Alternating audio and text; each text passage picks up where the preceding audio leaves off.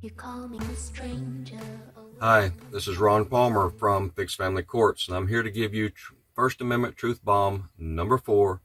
This is the one that really hits home. This is the one that overturns best interest. All right, so listen closely.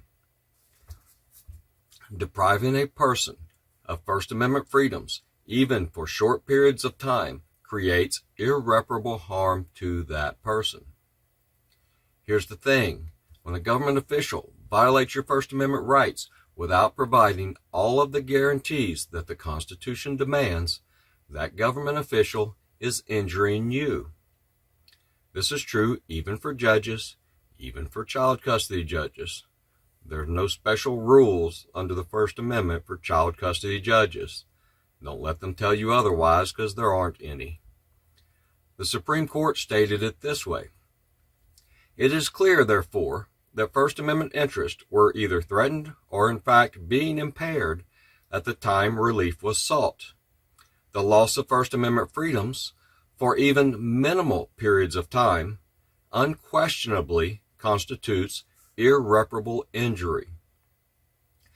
Since such injury was both threatened and occurring at the time of respondent's motion, and since respondents sufficiently demonstrated a probability of success on the merits, the Court of Appeals might properly have held that the District Court abused its discretion in denying preliminary injunctive relief.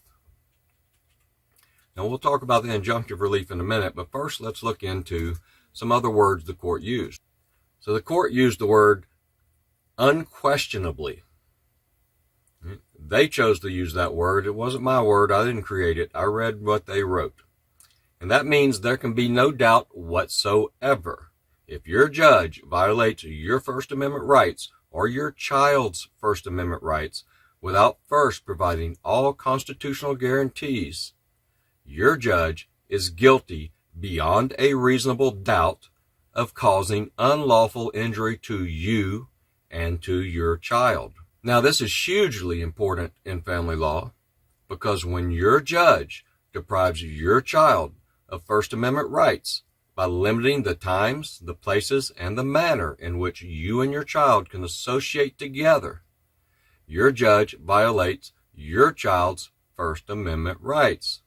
When your judge does this based on his or her viewpoint regarding your child's best interest, but does not provide all the other protections that the First Amendment demands, then your judge is irreparably harming your child. With this knowledge, you can now effectively challenge your judge's best interest determinations that result in less than 50-50 time and rights for you and your child.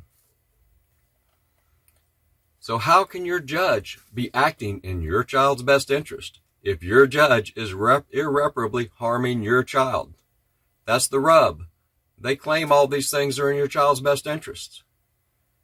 But government officials, even judges, even child custody judges, are prohibited from violating your fundamental rights or your child's fundamental rights unless they meet all of the conditions that the Constitution demands. And guess what? The child's best interest doesn't exist in the Constitution in any way, shape, or form.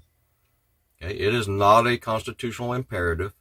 Your child has no constitutional right to have their interest supported by some judge's viewpoint of what that best interest may be. They're not even entitled to their best interests. They're entitled to minimum standards of care that are equally applicable to all parents, regardless of their marital status to one another. So best interest is off the table when your judge does not afford your child all of the First Amendment guarantees that your child is entitled to. Sorry, judges, you just don't have that power. And now everybody knows you don't have that power.